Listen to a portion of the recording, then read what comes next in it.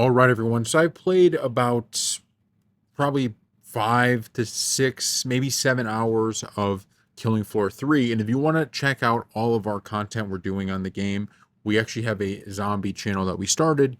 We just kind of started really posting on it. So you can go check that out. I'll put it in the description below. But for this video, and we're going to do more on this channel as well, we're going to read some of the reviews coming in for Killing Floor 3. So as you can see right now, it has a 69, which I guess is right below. I don't know this green, maybe 70s are green. I'm not sure, but it's basically they're saying it's kind of a mediocre game, right? It's not bad, not great. So we're going to read a few of these and I'll give my stance on what I've played so far. This is not my final review. I'm just interested to see what people think of it. Okay. Killing Floor 3, this is from Destructoid. Killing Floor 3 is a fantastic new entry into a classic series, bringing novel ideas, refinements, and technologies to the table. Technical and gameplay caveats keep it from perfection, but it nevertheless remains a good game with a great price. PC Gamer. Killing Floor 3 is fun, quick to pick up, and builds on what worked for its predecessors, and while there will always be a place for gory multiplayer shooters, they are a dime a dozen, and this one doesn't do a lot to stand out from the rest. IGN. Killing Floor 3 is a polished sequel that feels both smartly streamlined and somewhat hollow. Its co-op shooting feels great. The classes are distinct, and my teammates and I had a good time blasting through Zed hordes together while the fun lasted. But with only 8 maps, 6 classes, and a backwards weapon progression system that's already in need of some tweaking, this comes across like a solid early access build than a full release. The foundation is there, and if Tripwire keeps adding content like it did with Killing Floor 2, this could become something special. Right now, though, there's at least enough for a weekend's worth of fun. So I think we'll stop here for a second. I agree with a lot of what's being said here. Is to me, the release of Killing Floor 3 is a good foundation of a game, but it's not quite at a point where it's like, okay, this thing is way better than even its predecessor, right? I think Killing Floor fans, I want to hear from you on how you feel about this game, but I do think you got to view it in that way, that they're going to keep adding content down the line, and this really is kind of the beginning of what this game can become. And I'm having a ton of fun playing it, just to be clear. I'm loving every second of playing this game so far. I'm getting a lot of enjoyment. And the fact that you can rank up all the different classes, you can play multiplayer, all of that stuff is going to keep me playing the game for a while and doing videos and all of this stuff on the game. So I don't want to say that there's not a ton of content here, but it does feel like when you come from maybe the Killing Floor 2, which has all of this stuff already in it because it was being worked on for years, to Killing Floor 3, I can understand where IGN is coming from with that.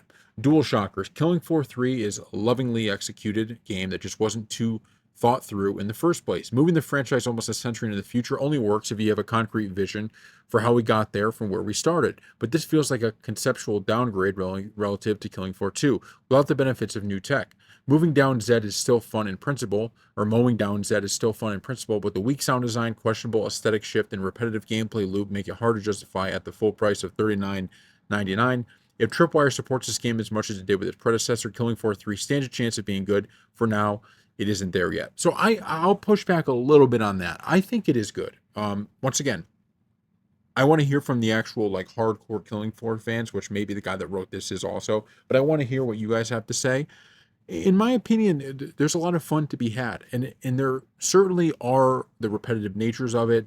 There's certainly a lot of that, but I just think that's kind of how these games go, right? There are a ton of different locations I've been to. There is kind of the class system and how you can utilize different weapons and all of those other things. So I understand it's not quite Killing Floor 2 at this point in terms of like the depth of content. But if we know they did it with Killing Floor 2 and they're going to do it with Killing Floor 3 as well, then I can't be too upset about that at this point, right? We have to see how this thing progresses, and we'll be tracking it as it progresses. But for now, I kind of understand, the overall takeaway. But I think $39.99, and I didn't even remember what I paid for it because I pre-ordered it so long ago. But $39.99, I think there is a lot of fun to be had here, especially if they're going to be adding more. Gaming Bible. I'm finding it apt to compare Killing Floor 3 to Payday 3's launch, which is another series I absolutely adore. Fans will remember Payday 3 launched with a lot of problems, many of which seem to have been repeated here. Tripwire Interactive has a long road ahead to persuade fans that making the jump to the third game will be worth it, and I truly believe there's an excellent foundation here to turn into something great, but I'm not convinced this is what that game is right now. So this is weird because Gaming Bible has it at a 50, but this is, I think, a pretty good short review here, right? I mean, obviously you could read the full one. You could go on the websites and read all of these full reviews, but I think there's some truth to this. I don't know if it's on the level of Payday. I think Payday had just a lot of major problems, and it was a lot of the design. Like, I just think there were major issues with this. I haven't experienced that with Killing Floor 3 to this point. And then this is Endless Mode. I'll likely continue playing Killing Floor 3. I'll happily reserve a few Friday nights for my friend group for old time's sake. We'll likely bemoan the loss of identity of the series once more while trying to ignore the microtransactions thrown in our way.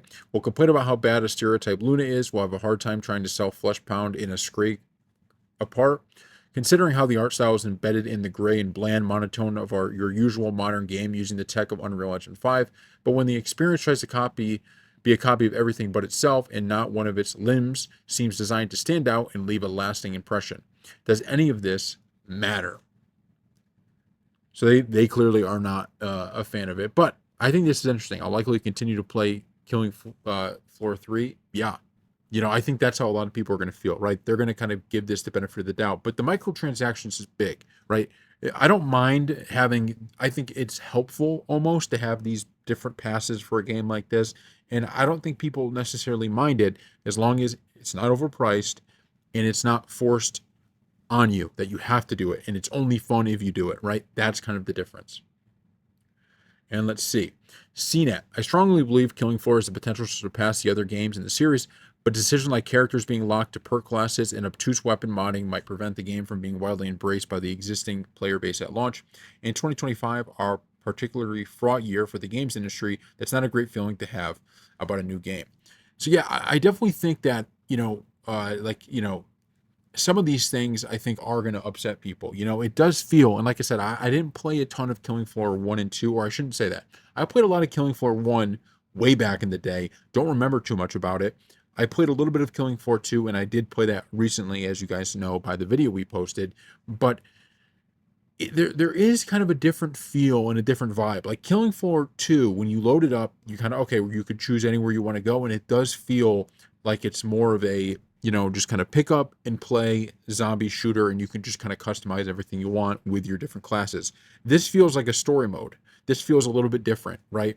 And so I do think they should look to kind of free it up just a little bit, right? With different, whether it's kind of what weapon skins or applying it to a different class, like all of these different things you could do, I think would be a lot more helpful if they did free it up just a little bit. But the bottom line is everybody kind of feels the same way, it seems. Everybody feels the same way about this, which is this is a good foundation. It's a good start, but there is some concern that if they can't deliver on what comes next, there's, going to be problems, right? Because it's not quite. And this is all these type of games have that issue, right? Where it's, okay, the prior game has been worked on for so long that even though it might not be like graphically up to date and it might not feel as smooth as the new game, there's so much content here, people don't want to move to the new game. That probably is going to exist in this for a long time, but they should have thought that through, right? And they're going to need to find a way to get people going on this thing as quick as they can. And I think it being $40 might be a pretty good selling point, it being a little bit cheaper than most games. And look, just add stuff quick, right? Keep it going, take the feedback, and you can really turn this thing around. I mean, it's not even, look, this is not necessarily a great score, right? But it's not a bad score either. So they're not done, right? They're in a good spot. It's about building from here, and then maybe you could really have a great game. So thank you all for watching.